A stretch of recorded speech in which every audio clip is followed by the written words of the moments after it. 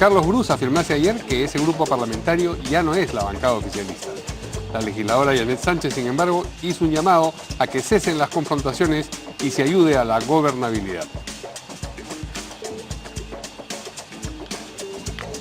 El presidente del Poder Judicial, Duberlí Rodríguez, aseveró que hubiera preferido que la Corte Interamericana de Derechos Humanos tomase una decisión firme en uno u otro sentido sobre el indulto a Alberto Fujimori, en lugar de devolverle la pelota al Perú. Rodríguez opinó que la Corte ha zafado cuerpo y ahora la tarea recaerá en la justicia ordinaria y la justicia constitucional de nuestro país.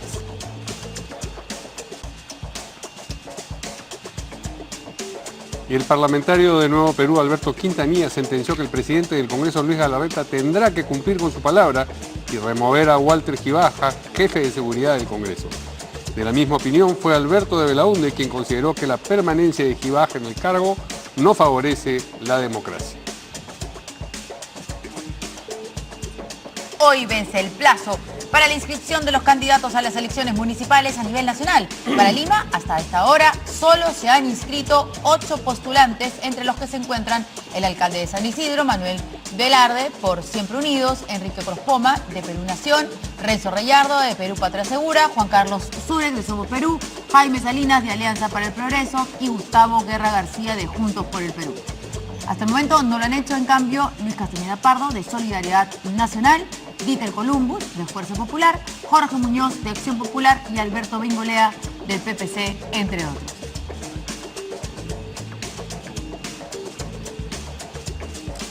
Y ya sabe que para estar al día con la información nacional e internacional, lo que tiene que hacer es seguirnos en nuestra página web www.canaln.pe.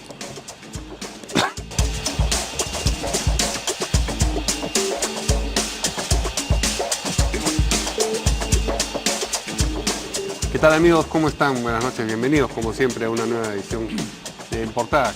¿Cómo estás, Verónica? ¿Qué tal? ¿Cómo estás, Mario? Muy buenas noches. Vamos a presentar, primero a nuestros invitados. Así es. Tenemos aquí al doctor Natalian Primo, excomunicista de la República, abogado como está, y Omar Chejade, también abogado exparlamentario. Muchas gracias. Bien, y vamos a ir al Congreso porque, como ustedes saben, hoy se está discutiendo en el Pleno el otorgamiento o no de las facultades que ha solicitado el Ejecutivo, facultades legislativas. Hoy día se supone que es la última sesión del Congreso de esta legislatura y ahí estamos en contacto, en comunicación con dos congresistas, la congresista Milagros Salazar, que es vocera alterna de Fuerza Popular, y el congresista Alberto Quintanilla, de Nuevo Perú. Buenas noches, señores congresistas, ¿cómo están? Buenas noches. Buenas noches a ustedes y gracias por la invitación.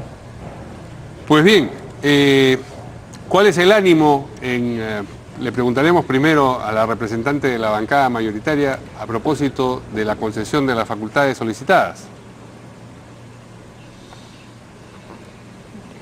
Sí, el ánimo es de hacer un análisis de las facultades que ha pedido el Ejecutivo y hacer algunas observaciones y unos candados como corresponde en materia económica, en materia tributaria, en la modificación o incorporación de un artículo en el Código Penal para sancionar también a las empresas privadas que se coludan con estas situaciones de corrupción o asociaciones públicas y privadas, ¿no? Es también importante.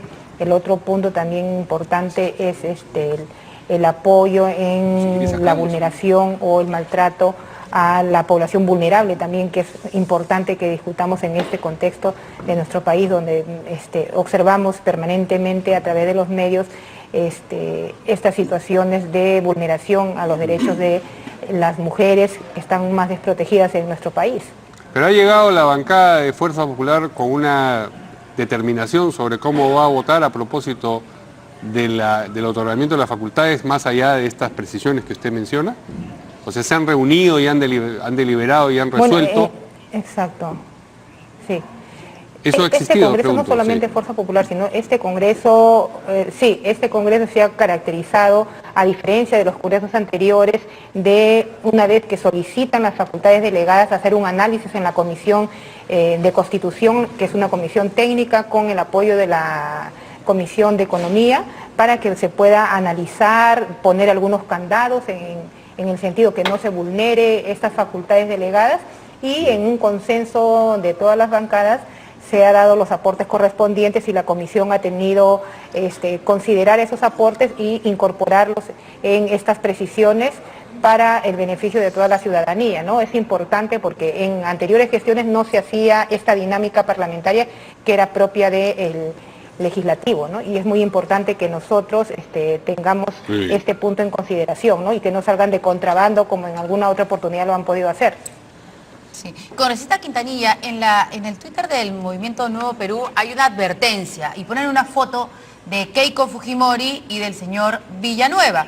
Y aprovechando la presencia de la congresista Milagros Salazar, de repente usted podría directamente explicar cuál es el temor del movimiento, que dice, ¿quién gobierna? Y ponen la fotografía de Keiko Fujimori y del señor Villanueva. Y dice, el pedido de facultades está lleno de propuestas fujimoristas que atentan contra la recaudación de impuestos, los derechos laborales, la lucha contra la corrupción y la modernización del Estado. Nosotros partimos de un criterio. La situación política está en crisis en el país y ello requiere que las leyes que de este Congreso tengan la mayor legitimidad. Otorgarle facultades a un gobierno débil, que tiene posiciones contradictorias, que tiene idas y venidas, es un riesgo. Por eso nosotros preferimos que el Poder Ejecutivo remita los proyectos de ley al Congreso, el Congreso los dictamine con la celeridad del caso y los apruebe rápidamente, para así sea el conjunto de las fuerzas políticas del país expresadas en el Congreso quienes asuman la responsabilidad de enfrentar esta relativa recesión económica, esta baja de la recaudación, esta necesidad de combatir la corrupción, esta necesidad de preservar a las mujeres de cualquier tipo de violencia y a otros sectores que requiere, digamos, y están contenidos en el proyecto de pedido de facultades. Nosotros preferimos que esos sean remitidos y el conjunto de los sectores políticos asuman la responsabilidad de legislar sobre eso y no darle las facultades legislativas. Sí, pero yo quería que usted le preguntara de repente directamente a la señora Milagros, a la congresista, a su colega, ¿quién gobierna? Porque en su Twitter pone la foto de Keiko Fujimori y la foto del señor Villanueva. Y la pregunta es, ¿quién gobierna? ¿Usted tiene dudas de quién está gobernando el país? No, nosotros creemos ahí que hay una coincidencia política en lo que plantea Peruano por el Cambio y Fuerza Popular. Ambos creen en este modelo neoliberal, ambos creen que para salir de la crisis económica hay que solo incentivar las inversiones, que no estamos en contra de ello, pero sí les exigimos que se preocupen del desarrollo del mercado nacional. Una economía produce para consumir y cuando los pobladores y los integrantes de la economía no pueden consumir es que hay una desigual distribución de la riqueza. Ese es uno de los temas que debería tocarse en la política nacional. El otro tema es la descentralización. Es cierto que hay deficiencias en los gobiernos regionales y municipales, pero eso no va a significar que no le demos el presupuesto, que no le demos la capacidad de invertir. Podemos hacer supervisión, control, seguimiento, pero no se debe dejar de lado la descentralización. Esos temas son los que se olvidan en los últimos años y ahí sí coinciden Peruano por el Cambio y Fuerza Popular, porque ambos no quieren una real descentralización del país. Pero una cosa es que coincidan, congresista, buenas noches, y otra cosa es que usted se plantee, o Nuevo Perú se plantee quién tiene la iniciativa. ¿Quién gobierna? A eso responde, o a eso hay que atribuir la pregunta de quién gobierna. Si la duda de si gobierna uno o el otro los preocupa a ustedes, no me parece que se pueda salir del paso diciendo, bueno, en fin, no importa porque coinciden. ¿Están ustedes preocupados por quién tiene la autoridad o no? Lo que pasa... Mire, Peruano por el Cambio tiene un programa económico y Fuerza Popular, y a través de su lideresa Keiko Fujimori, han tomado la decisión, desde nuestro punto de vista, de asumir la conducción del país desde el Congreso, lo cual hemos advertido en otras oportunidades. Es una grave confusión democrática. El Congreso no está para dirigir y gobernar el país, pero Fuerza Popular tiene la decisión de tratar de implementar medidas de gobierno a través del Congreso, lo cual en mi opinión es una inconveniencia y además es una suerte de no reconocer la necesidad de la división de poderes. Creo que esa confusión es lo que está llevando ahora a que en esta delegación de facultades que respalda a Fuerza Popular con otros sectores políticos del Congreso, le quieran, digamos, dictar las medidas, cómo deben hacerlas. Yo creo, digamos, que en ese sentido nosotros creemos que dada la crisis, mejor es el Congreso que asuma su responsabilidad política de tomar las decisiones colectivamente. Congresista Milagros Salazar, para el Movimiento Nuevo Perú, el fujimorismo busca seguir implementando su estrategia lobista, con el Poder Ejecutivo como aliado. Y la pregunta además también, ¿quién gobierna? Eso es totalmente falso, ¿no? Porque recuerden ustedes que en las anteriores legislaturas, en 16-17, decían, si les damos el apoyo al Ejecutivo, estamos con ellos.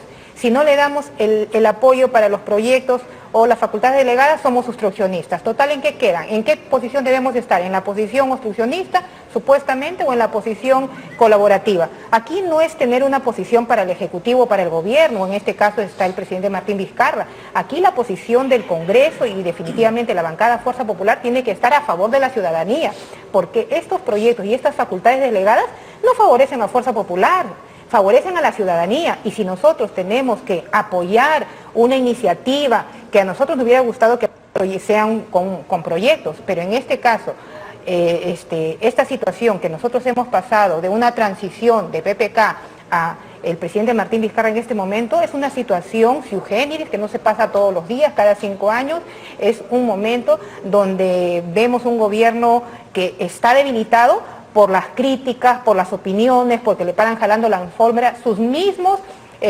congresistas de la bancada. Entonces yo lo que quiero es llamar a una reflexión a todos los congresistas y que nos pongamos la camiseta del país, no la camiseta de nuestros partidos, sino la camiseta. En este momento tenemos que dar estabilidad económica, tenemos que consensuar, tenemos que aportar, y nosotros en la Comisión de Constitución nosotros hemos puesto los candados en cada uno de los proyectos para evitar, por ejemplo, que se cree un impuesto adicional o que se ajuste más a ese casi 25% de personas o ciudadanos que siempre se les ajusta a ellos, ¿no? Porque el gobierno quiere plata fresca, ¿no? ¿Y de quién toma esa plata fresca? De los ciudadanos que con los impuestos pagamos. Entonces nosotros lo que hemos pedido en esta facultad es poner estos candados.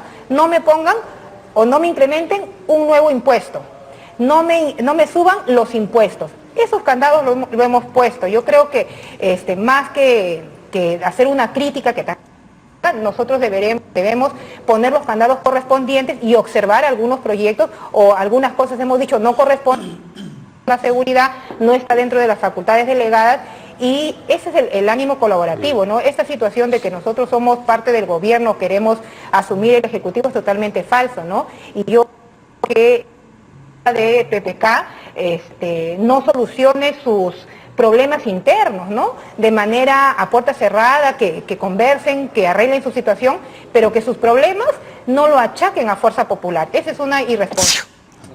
Gracias. Bueno, tenía un pequeño problema. Debemos coordinar y apoyar, ¿no? Bien, una última pregunta quiero hacerle al congresista Quintanilla, que no tiene que ver con este asunto, bueno, pero quiero aprovechar su presencia ante las cámaras. Congresista Quintanilla, usted ha sido muy enfático en decir que el presidente del Congreso, Luis Galarreta, tiene que cumplir con su oferta de remover al señor Gibaja de la posición que ocupa como responsable de la seguridad del Congreso. ¿Eso se ha discutido o se ha visto siquiera, digamos, en las conversaciones periféricas a la sesión de hoy, o sencillamente es un tema que es ignorado y vamos a esperar hasta la próxima legislatura para que se ventile? Bueno, eso con el presidente Galarreta, el presidente del Congreso, y él ha dicho de que espera reunir al conjunto de los 4 integrantes de la mesa para tomar la decisión. Reitera su posición de que debe ser removido. Nosotros hemos hecho público este pedido, es una moción multipartidaria firmada por todas las fuerzas políticas, excepto por Fuerza Popular, de la remoción del señor Gibaja, que en nuestra opinión no tiene la suficiente imparcialidad para dar seguridad al Congreso. Disculpe que lo interrumpa, pero no hemos podido escuchar la primera parte, que es, creo, importante.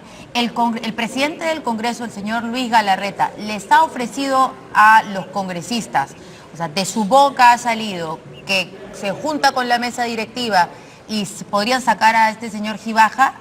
¿Él qué piensa? ¿Que debe salir? ¿El señor Galarreta les ha dicho que él piensa que debe salir?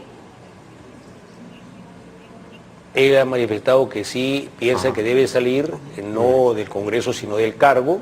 Eso es en honor a la verdad. Y le ha dicho que no lo ha implementado aún porque no ha reunido al conjunto de los 4 integrantes de la mesa. Muy bien. Tengo entendido que 2 de los 4 están fuera del país de viaje. Espero, digamos, que eso cumpla. Sin embargo, ya hemos hecho la pública en el debate el día de hoy esta moción que ya ha sido presentada con fecha 13 de julio. Esa era también sí la pregunta. Bueno, muchas gracias a los dos congresistas por este contacto. Vamos a regresar a los estudios, entre otras cosas, porque además estamos teniendo problemas de comunicación. Gracias, buenas noches. Gracias, buenas noches. Gracias. Bien, ahora sí vamos con nuestros invitados. Claro, el primer tema no era exactamente el otorgamiento de facultades, pero quizás tengan algo que comentar sobre... Bueno, yo en primer lugar diría pues que la situación en la cual está el Congreso y las relaciones con el Ejecutivo son fruto pues de esta situación atípica en la cual el partido que queda en segundo lugar tiene una mayoría amplísima en el Parlamento y el partido que gana tiene una minoría altísima, no, una minoría muy fuerte. Una minoría en proceso de reducción. Además. Sí, entonces evidentemente ahí se genera una situación. Ahora, las bancadas y los partidos políticos no tienen que apoyar los proyectos de ley de lo que no creen, tienen que apoyar los proyectos de ley de lo que los han llevado a la representación, por un lado. Y en segundo lugar, yo lo que expresaría es que en lo particular, y cuando fui parlamentario, en principio yo era contrario a dar delegación de facultades, sobre todo en materias tributarias, porque son temas en los cuales penosamente siempre el Ejecutivo, diríamos que abusa de esas facultades y que además, siendo tan técnicos, se puede crear un pequeño equipo parlamentario, ejecutivo, que consensen, que llegue a un consenso respecto a los proyectos y más aún, con la amplia mayoría se podrían aprobar rápidamente. Además, en el principio de la fuerza de la representación congresal está la idea de que no debe haber una imposición sin representación. Así No es. Taxation without representation. Esa es justamente la razón de tenemos ser. que vigilar los impuestos que nos van a poner. La razón de ser por la cual Sí. el pueblo entra al poder del Estado, a un poder como el Poder Legislativo, es Claro. controlar el tema Bueno, y tributario. es el origen de la Carta Magna Por también. supuesto, así es. En Gran Bretaña. En las tiempo otras, atrás, ¿no? en los otros otorgamientos de facultades no estaba incluido. Yo no me acuerdo, la verdad creo que hubo 3 otorgamientos de facultades, ¿no? Con este sería el tercero o el cuarto. El segundo se frustró, creo, el de la señora... Claro, No, fue tercero, Sí. se retiró. Sí. Fueron 2 que se aprobaron y uno tercero que quedó en el limbo, digo, porque vino lo de... Y una cosa adicional, antes de darle la voz la palabra, evidentemente, a Omar, yo creo que también es un error del fujimorismo, porque da facultades y después, si corrige, entorpece. Si no corrige, avala. Entonces, es mejor trabajarlo en un pequeño comité, ¿no? Sí, totalmente de acuerdo. En el periodo pasado, por ejemplo, hubo un exceso de delegación de facultades legislativas al gobierno. Entonces, lamentablemente el Ejecutivo muchas veces piensa, sobre todo cuando no hay un Ejecutivo preparado, un Ejecutivo con hombres de Estado, digamos, piensa que el Congreso de la República es mesa de partes del Poder Ejecutivo, ¿no? Y el Congreso de la República no es la mesa de partes del Poder Ejecutivo, sino es, digamos, el contrapeso, digamos, que siempre debe haber en un Estado constitucional y social de derecho. Así que yo comparto plenamente con lo que ha manifestado Natalia, y no solamente en temas tributarios, ¿no? Incluso a veces se peca en temas hasta de seguridad misma, ¿no? Yo me acuerdo que, por ejemplo, el Ejecutivo, o el Presidente de la República en ese momento, no sabía muchas cosas de detalle, o la letra, digamos, menuda, la letra chica, la letra pequeña, en temas de seguridad interna, de seguridad ciudadana. Por ejemplo, se aprobó, nosotros le dimos facultades, y en general todo el Congreso, no solamente nosotros, todo el Congreso de la República, o casi todo el Congreso de la República, casi todas las bancadas, le dieron delegación de facultades al poder Ejecutivo en temas de seguridad ciudadana, y después me acuerdo que el gobierno se arrepintió, por ejemplo, en el tema de aumentar la pena cuando a alguien le falta la autoridad al policía, por ejemplo, ¿no? Entonces, al poco tiempo, se acordarán ustedes, pongo un ejemplo, una señora por contestar mal a un policía y me parece que tirarle su sombrero, una cachetada, pero no digamos al cuerpo, ni a la cara del policía en el aeropuerto, sino al casco que salió volando, la tuvieron que condenar en una terminación anticipada del proceso a casi 8 años de prisión. Y le indultó. Y después Ollanta le indultó, de alguna manera reconociendo de que no se había dado cuenta de lo que había firmado, ¿no es cierto? De un exceso, digamos, evidentemente hay que respetar a la autoridad, no puede pasar impune, digamos, ese hecho, pero digamos, el derecho penal se basa también en el principio de proporcionalidad de las penas.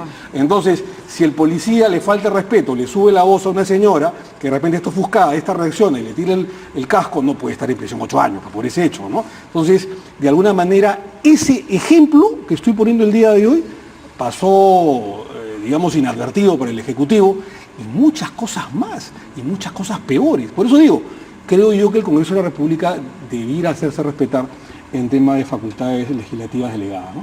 Pero políticamente, que hoy el legislativo no le otorgara estas facultades, ¿qué significaría? Yo, sí, objetivamente, nada. Nada. Estamos en fase mundial. Absolutamente, así es. ¿Cómo? Estamos en modo La mundial. ciudadanía le pasa. Modo mundial. No solamente. Bueno, pero una de las interrogantes Lamentablemente no. es cómo va a votar la bancada de Peruanos por el Cambio Claro. en este otorgamiento de facultades, porque no están en la mejor sintonía bancada y ejecutivo. Tal vez. Sobre eso vamos a conversar cuando volvamos de una pausa.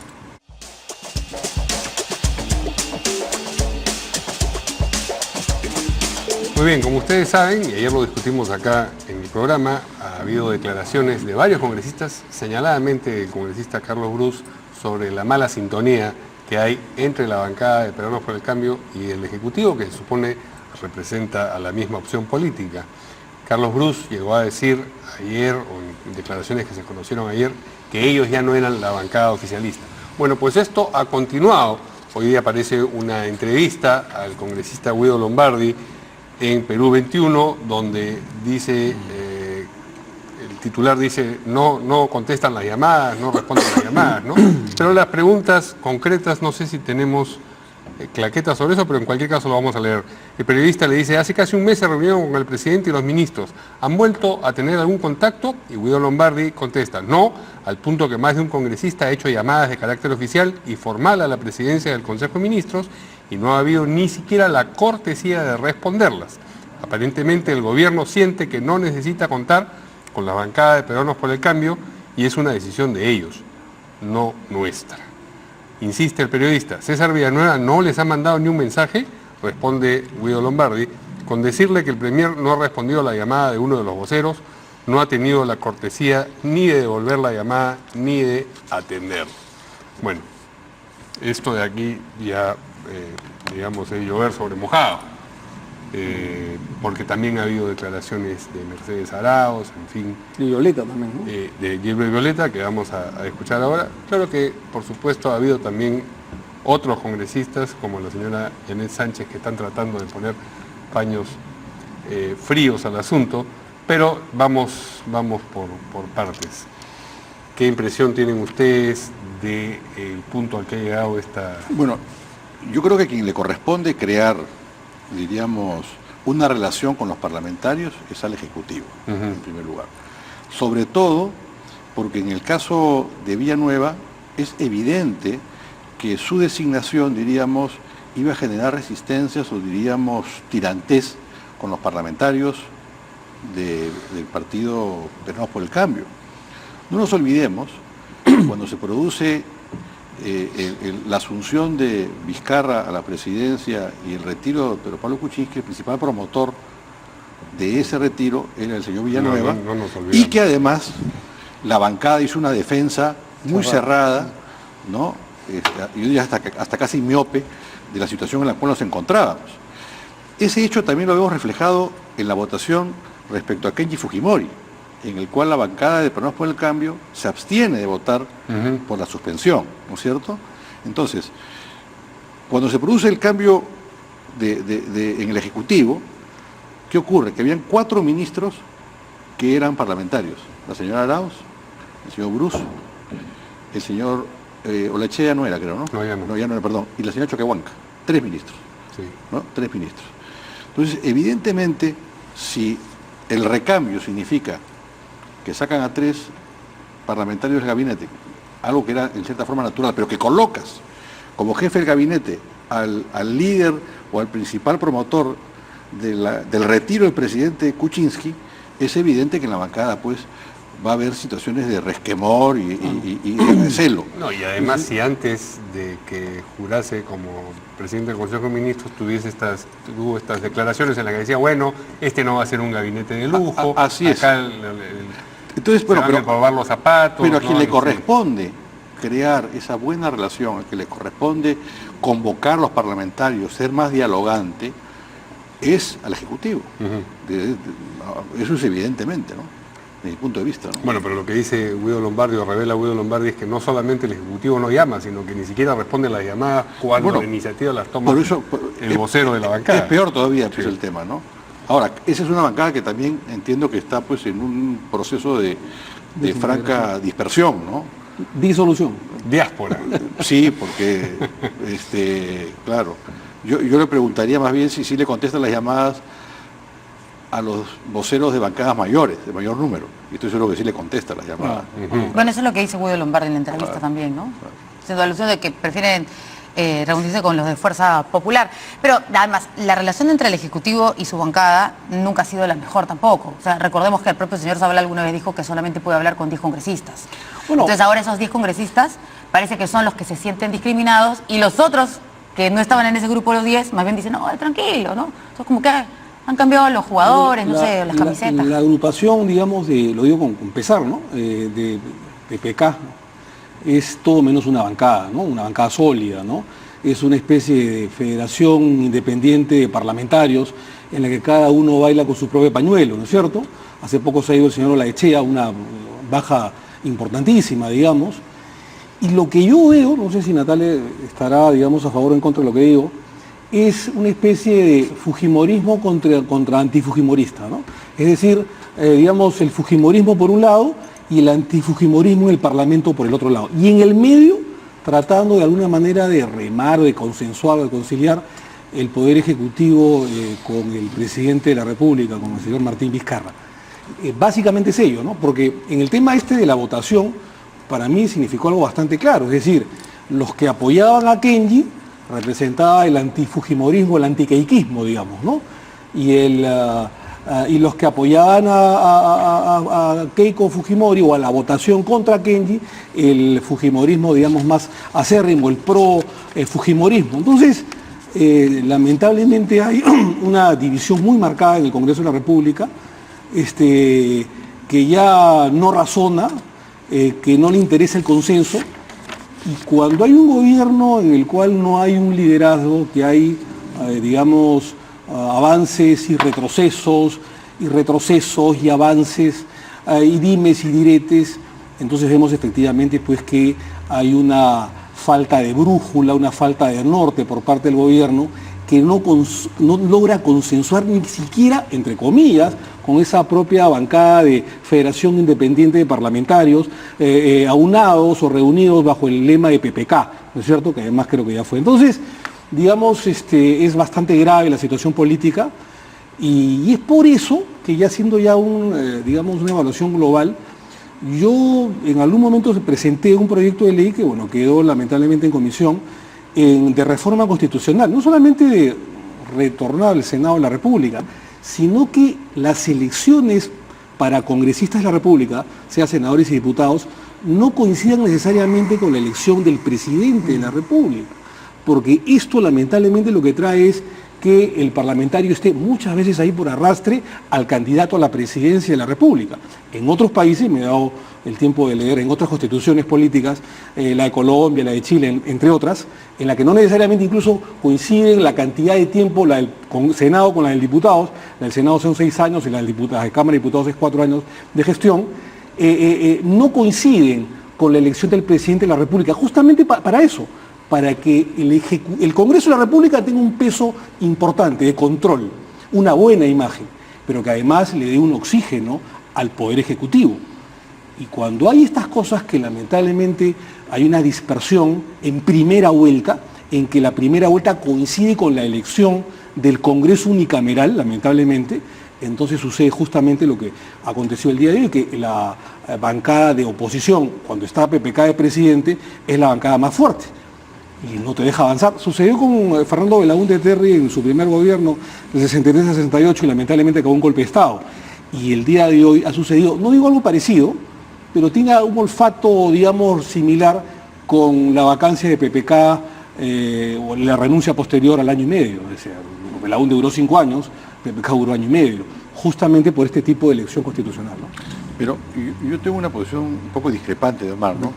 Yo creo que el Perú, y también lo planteé en su momento, el Perú tiene que ir a un régimen parlamentario, en el cual el que gobierna tiene la mayoría en el Congreso, que es lo que le permite llevar adelante los planes que ofrece. Porque no podemos seguir en un sistema en el cual el partido que llega, sea en la fórmula de la elección como está actualmente o como lo que plantea Omar, no tiene garantizada la mayoría en el Parlamento. Porque finalmente lo que eso convierte es una elección que es diríamos, una desilusión para la población. Porque es una campaña en la cual cada candidato ofrece cosas que no va a poder llevar adelante. Y entonces tenemos las frustraciones que tenemos. Y tenemos justamente los golpes de Estado que son aplaudidos por la población por el descrédito tan rápido que sufre quien gobierna y quien no puede llevar adelante aquello que ha ofrecido. Entonces, eso ya está estudiado.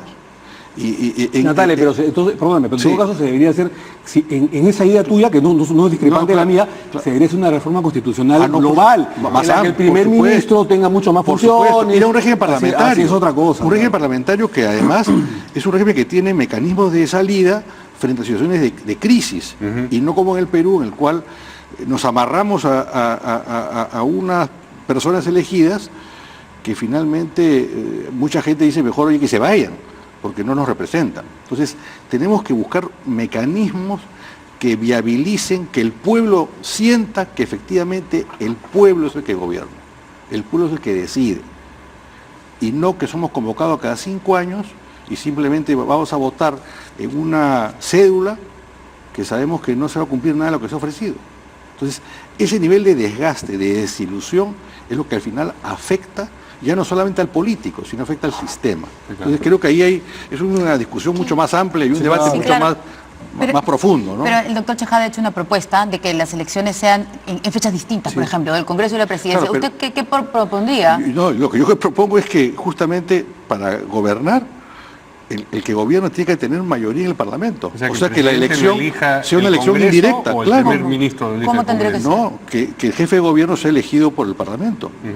Porque eso ¿qué garantiza? Como en España. Como en España o que eso. En España no hay presidente. Bueno, claro, jefe de gobierno. Jefe de gobierno.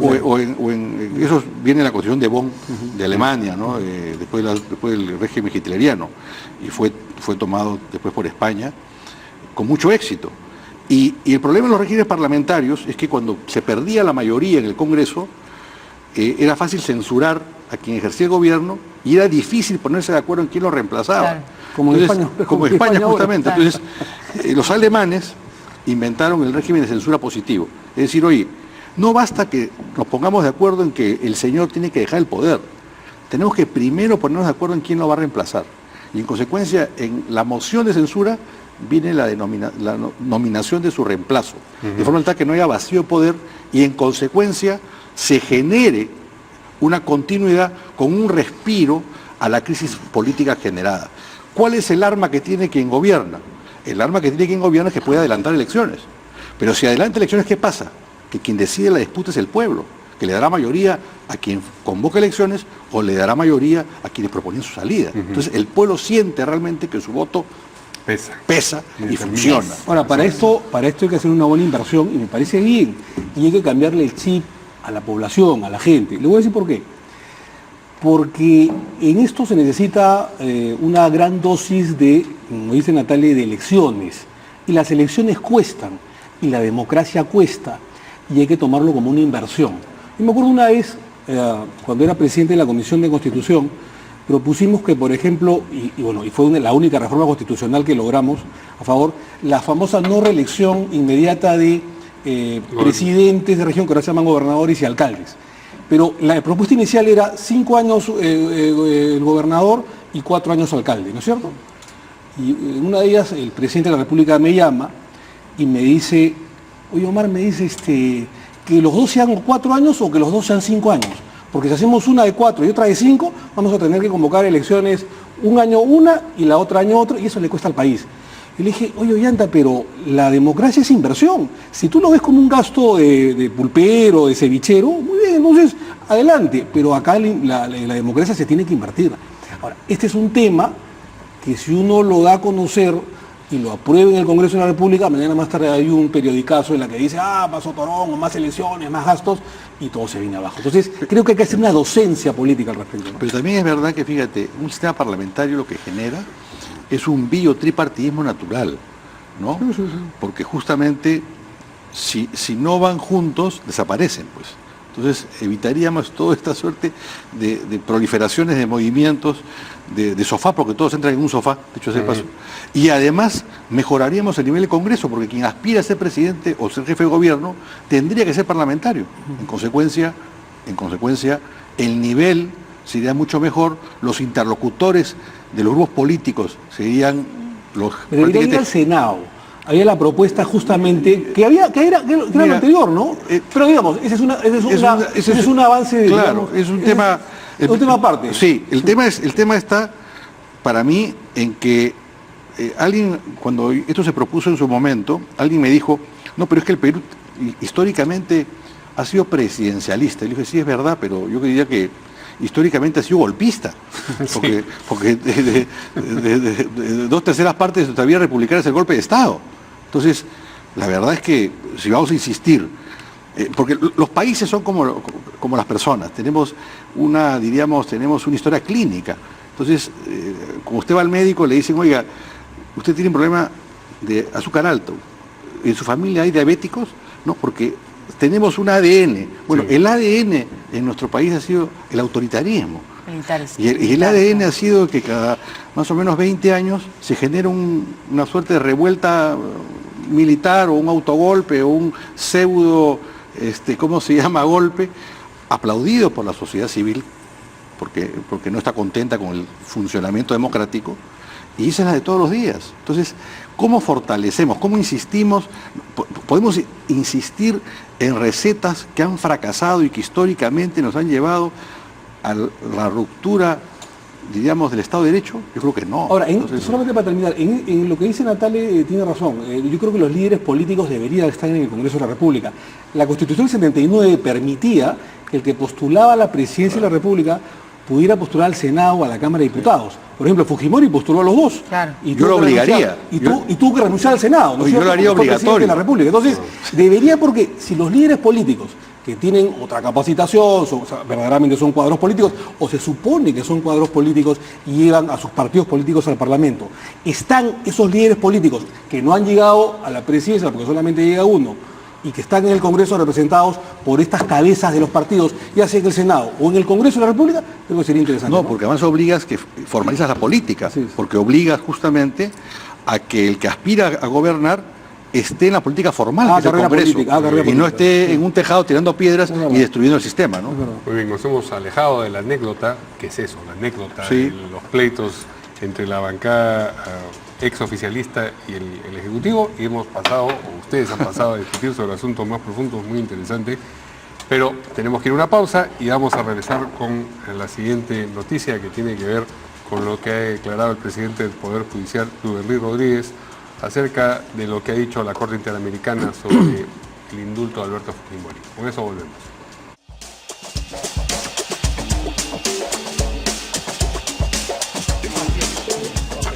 Bueno, el presidente del Poder Judicial, el señor Duverly Rodríguez, ha asegurado que hubiera preferido que la Corte Interamericana de Derechos Humanos tomase una decisión firme a favor o en contra del indulto otorgado a Alberto Fujimori, en vez de devolverle la pelota, y eso está entre comillas, al Perú.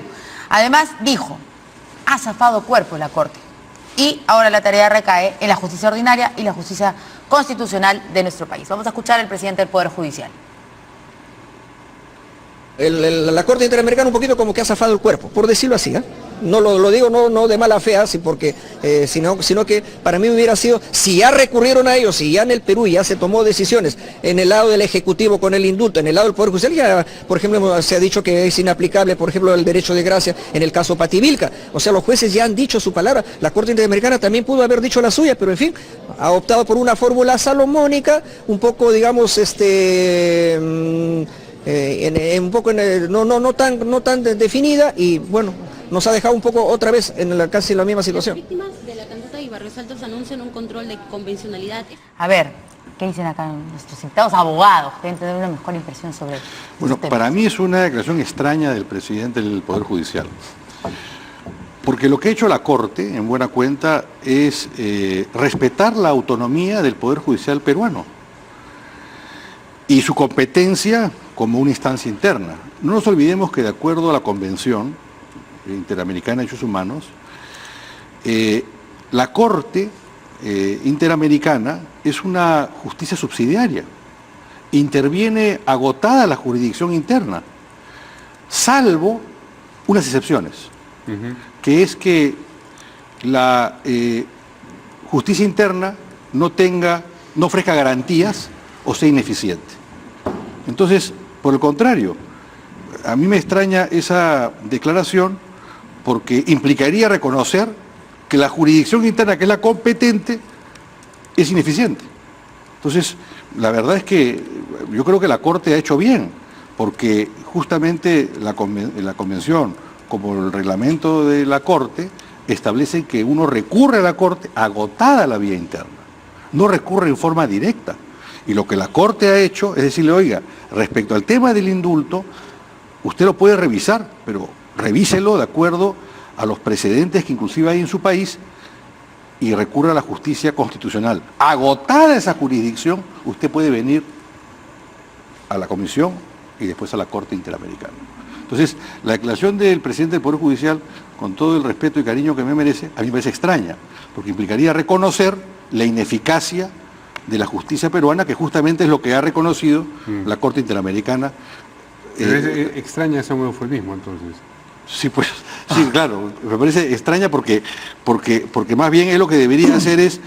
O sea, inconsistente. Lo que es inconsistente, decir. Claro, porque es lo que más bien debería hacer es valorar que un órgano supranacional ha reconocido más bien la capacidad de la justicia peruana, como el caso Pativilca que él bien menciona, que también está referido en la sentencia, en la resolución, y que en consecuencia eso más bien valoriza la justicia peruana, no la desvaloriza. Sí, yo creo que la Corte Interamericana de Derechos Humanos ha actuado, digamos, de manera correcta, estoy absolutamente de acuerdo. Y yo creo que además la Corte Interamericana es subsidiaria, es decir, cuando se ha agotado en sede nacional la justicia, valga la redundancia, interna, ya ha habido una ineficiencia, ineficacia o lesión a los derechos de los agraviados en un gobierno autoritario, en una dictadura, entonces ahí es donde interviene evidentemente la Corte Interamericana de los Derechos Humanos. En este caso se ha optado por el camino directo, ¿no es cierto?, saltando olímpicamente a la justicia nacional en el tema del indulto. Unos pueden estar a favor, otros pueden estar en contra en el tema del indulto, pero lo cierto del caso es que la Corte ha actuado de acuerdo a ley. Me da la impresión, no quiero hacer un juicio de valor contra o a favor del presidente de la Corte Suprema, creo que ha habido una declaración más ideológica, más de corazón, que, digamos, ajustada a derecho, ¿no? A mí me da la impresión de que ha habido, digamos, un poco de ánimo de zafarse él mismo de este problema o de esta papa caliente, ¿no es cierto?, que es el tema del indulto, con una declaración directa por parte de la Corte Interamericana de Derechos Humanos cuando no se ha agotado la vía interna.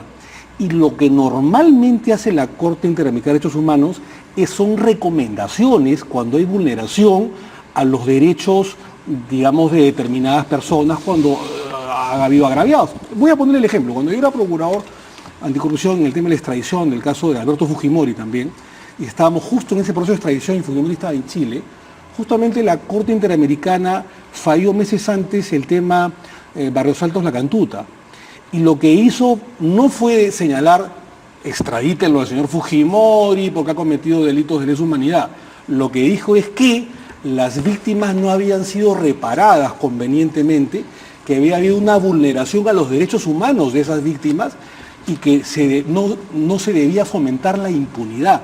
Es decir, hacía recomendaciones a la justicia, a sede nacional, a la justicia nacional peruana, para que el Estado peruano haga de su parte, tome de alguna manera acciones en base a esa recomendación de la Corte Interamericana de Derechos Humanos a raíz de una vulneración de un derecho fundamental, ¿no es cierto? Entonces, señalar de que no ha actuado de manera directa, que ha zafado cuerpo, me parece que es una exageración, en este caso, discrepando de manera respetuosa con el presidente de la Corte Suprema. El que ha zafado ha sido él, entonces, lo que esa es la dice. conclusión. El zafado cuerpo es la El que ha justicia zafado peruana. El que ha zafado cuerpo ha sido... Ha sido él. La que esperaría es zafar cuerpo, ¿no? Que lo hubiera encantado, ¿no? Hacer así, ole, y hubiera sido espectacular. Claro. Vamos a escuchar qué es lo que ha dicho el doctor Rivera de IDL, a ver cuáles son estas acciones que van a realizar aquí en el Fuero Interno.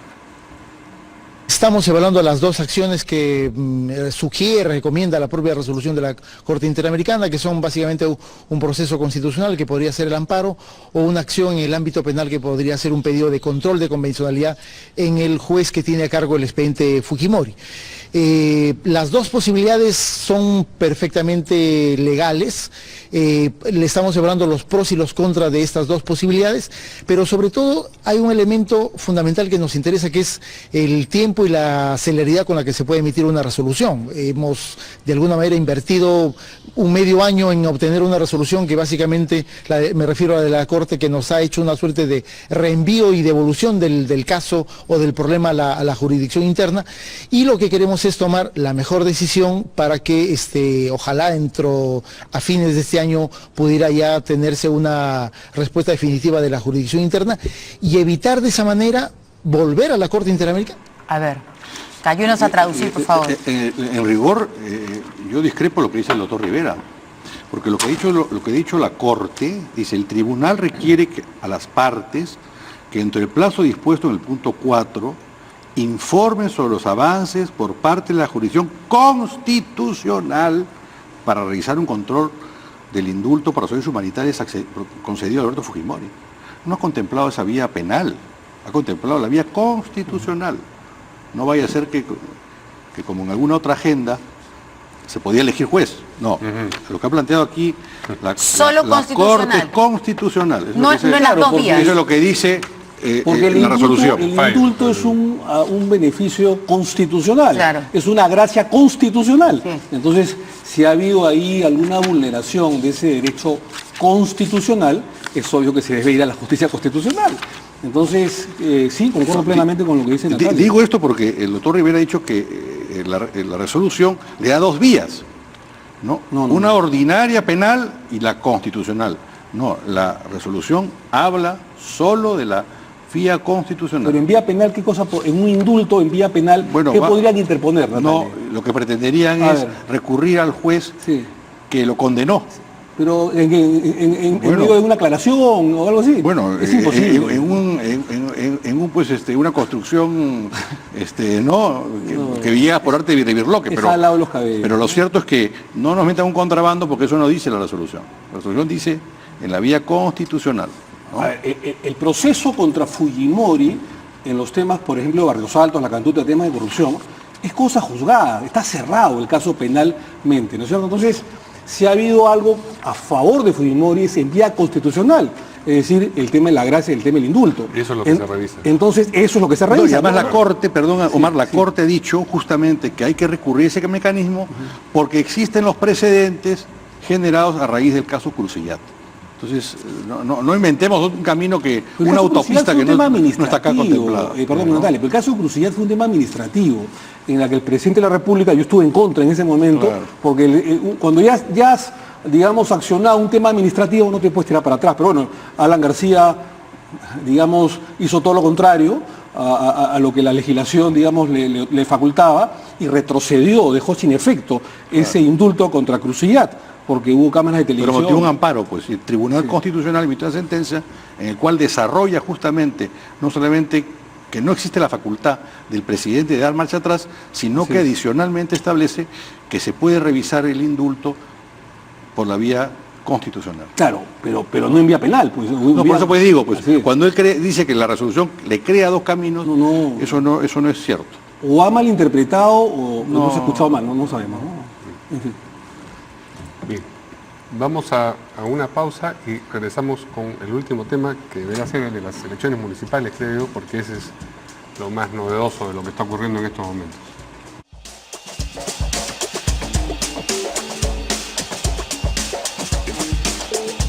Muy bien, hoy día vence el plazo para la inscripción de los candidatos a las municipalidades en todo el país, pero claro, siempre resulta particularmente atractivo lo que sucede en la Alcaldía Provincial de Lima, con una importante porción de los electores a nivel nacional y presencia de los partidos de dimensión nacional también. Hasta el momento se han inscrito 8 candidatos, en la última información que hemos tenido. Estos son Manuel Velarde, que es actual alcalde de San Isidro por la organización Siempre Unidos, Enrique Ocrospoma por Perú Nación, Renzo Reyardo de Perú Patria Segura, Juan Carlos Zurek de Somos Perú, Jaime Salinas por Alianza para el Progreso, Gustavo Guerra García de Juntos por el Perú y hay algún candidato más. Pero es, digamos, llamativo que hasta el momento no lo hayan hecho algunos otros candidatos Tampoco está, ¿no? que, bueno, tienen tiempo todavía para hacerlo, no sé si hasta la medianoche, acá están los... Mañana creo que, ¿no? No, Seguro. sí, hasta hoy día a las Hasta 12 hoy de a la noche. las 12. ¿Sí? Pero siempre es hasta las 11:59, ¿no? Sí. Ahí entran con Claro, la falta portátil. Cornejo. Cornejo, Gagó. Lai. de los anunciados, ¿no? Gagó. Lai Gagó. Castañeda, Castañeda Pardo, Pardo. Cornejo. Dittel Columbus, Dittel Dittel Columbus. Alberto Bengolea, Bengolea. Jorge Muñoz, Jorge. Acción Popular. Ah, bueno, tanto. Faltan, bueno, ya. Ya ahí nomás son Esos 7. son de los que nos viene así, Que nos digamos, acordamos. sí. Deben estar viendo la repetición de los partidos de fútbol. Debe ser. Por eso que aún no han ido. Porque la verdad es que Llama la hasta atención. ahora son unas elecciones en las cuales no hay ninguna simpatía notoria y la gente yo creo que está más bien en el Mundial más que siguiendo, diríamos, estas inscripciones, ¿no? Usted está mucho en el mundial, creo, doctor, también, ¿ah? Y bueno, sí, yo soy futbolero. Somos. Sí, bueno, sí. varios congresistas también, pues, ¿no? Que se han ido de viaje a... Bueno, yo me he quedado acá. A ver, si nos permiten, vamos a ir, creo, ahí a... Está justo Jorge Muñoz, A ver. de Acción Popular. llegando, justo el señor Muñoz. Vamos a escuchar. Hemos venido caminando desde Paseo Colón en una realmente nutrida caminata con mucha gente, muy festiva, y ahora cumpliendo con esta formalidad que nos exige la ley. Bueno, ¿qué opina usted de su contrincante? Ya se encontró a uno, el señor Gagó. Para mí es un gusto poder ver a las personas que están participando en esta contienda. Esta es una contienda electoral que hay que llevarla con mucha altura y por eso nos hemos acercado a saludarlo, como a él y a otros más que encontramos, ¿no? Por lo pronto, ¿usted cómo ve la contienda? ¿De propuestas o de cierta guerra sucia? Por ejemplo, visto algunos candidatos también que empiezan a lanzar ciertos dardos, pese a que ni siquiera aún todavía formalizaron candidaturas. Mira, yo siempre quiero ver las propuestas y por eso nosotros estamos trayendo propuestas. Esa es la idea. Lima tiene que ganar y la primera prioridad para nosotros son las personas, los ciudadanos, la gente. Las obras son una consecuencia de esa prioridad, o sea, tenemos que hacer obras para la gente, eso es verdad. Y esa es la razón de ser de esta postulación y eso es lo que nosotros queremos. Por eso que para mí encontrar a tanta gente, tantas personas interesadas en este evento, pues es una alegría sin duda. Pero más importante que eso es asumir un compromiso ciudadano para trabajar por nuestra querida Lima. Gracias. El punto fuerte de nuestra campaña es el trabajo. Justo lo estábamos mencionando al señor Jorge Muñoz. Nos informan también que ya se ha inscrito en unos momentos el exministro del Interior, el señor Urresti, también Así es. por la agrupación de Podemos, ¿no? Del señor Luna Galvez. Y no quería dejar de mencionar, porque esto es importante, y no lo habíamos dicho A ver. hace unos momentos, que el ministro de Justicia ha asegurado que el Ejecutivo va a presentar esta acción de inconstitucionalidad Cierto. a esta ley que prohíbe la publicidad estatal en medios privados el día jueves, o sea, pasado mañana, porque no se estuvo diciendo muchas cosas que no sabía muy bien, que está un poco perdido, el señor Eresi no sabía muy bien qué era lo que se iba a presentar, ni quién, pero parece que las cosas se han aclarado un poco en estos días, parece, digo, o esperamos que así sea, y que el día jueves van a presentar esta acción de inconstitucionalidad. Ok. Ahora sí, continúa, por favor. Bueno, sobre los candidatos, hay bastantes, bienvenido que hayan varios candidatos, muchos candidatos, pero el tema más que cantidad es calidad, ¿no? Ojalá que estos candidatos traigan buenos planes de gobierno para Lima y para las demás regiones. Y lo que sí no me cabe en el cerebro hasta el día de hoy es por qué se inscriben en los últimos minutos, en las últimas horas, ¿no? O sea, yo entiendo que la ley es permisiva hasta las 11:59, ¿no? Pero yo creo que debería haber un poquito más de puntualidad, un poquito más de responsabilidad, ¿no? Y no esperar hasta el último minuto, hasta la hora nona, para poder inscribirse, más allá de lo que vamos a ver después, que acabe el Mundial, estoy de acuerdo con Natalia y con ustedes, es los debates, digamos, entre los candidatos, las rondas de preguntas, o los planes de gobierno, los debates entre los técnicos, pero yo creo que la población necesita a candidatos, no solamente serios, sino que sean puntuales, que no esperen la última hora, porque eso de alguna manera pues demuestra la falta de seriedad con la población. O sea, si a última hora te inscribes, ¿cómo será después cuando salgan alcaldes o regidores? Y las elecciones ¿no? presidenciales suele ser igual. Sí. O sea, volvemos al ADN político del que hablaba. Perdón, el nuestro señor invitado, Barnechea, ahora que lo mencionan, ni siquiera fue a su inscripción. Así. Claro, yo me acuerdo que acá el señor Víctor Andrés García Belaúnde se lo recordaba cada rato. Él no fue personalmente a inscribir su candidatura, así que... Su condición social no le permitía. No, eso yo no he dicho. Pero ya hoy día los mecanismos de interrelación entre la ciudadanía y el candidato, diríamos que pasan ya de, diríamos, la pascana y la reunión colectiva, ¿no? A una cosa mucho más, digamos, virtual, ¿no? Sí. ¿No? Sí, la verdad, ¿no? Si yo estoy con mi carro y veo que paran el tráfico para que pasen a inscribirse, por ese candidato no voto. Por ese candidato no voto, ¿no? Entonces la verdad es que quizás hay que recurrir a mecanismos más sencillos, ¿no? Claro, porque incluso como comentábamos fuera del aire, han habido incluso alcaldes y que después se convirtieron en ministros que venían montando un burro desde Huancavelica, caballo, ¿no? Con gorro, caballo, ¿no? Así como es. Federico Salas, me parece, ¿no? Sí. Entonces, Hubo otro que vino, pues, como Jesucristo, con una cruz, caminando por toda la carretera central. También ya me olvidé. Sí. ¿Quién era? Está llegando Julio Gago, que también va a postular a ¿Quién era la este? alcaldía de Lima. Estamos viendo Ya le han imágenes llegado en ahí. impresoras. Fue parlamentario. Sí. Quiere causar una buena impresión, dice. De repente el grupo israelita, ¿no? Bueno, ya está.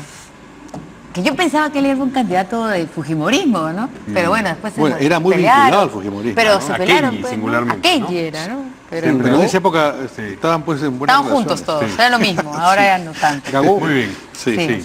El señor Gago. Gracias a nuestros invitados. Gracias a usted. Un gusto, un placer. Muchas gracias. Muchas gracias y nos vemos mañana por la noche aquí en Portada.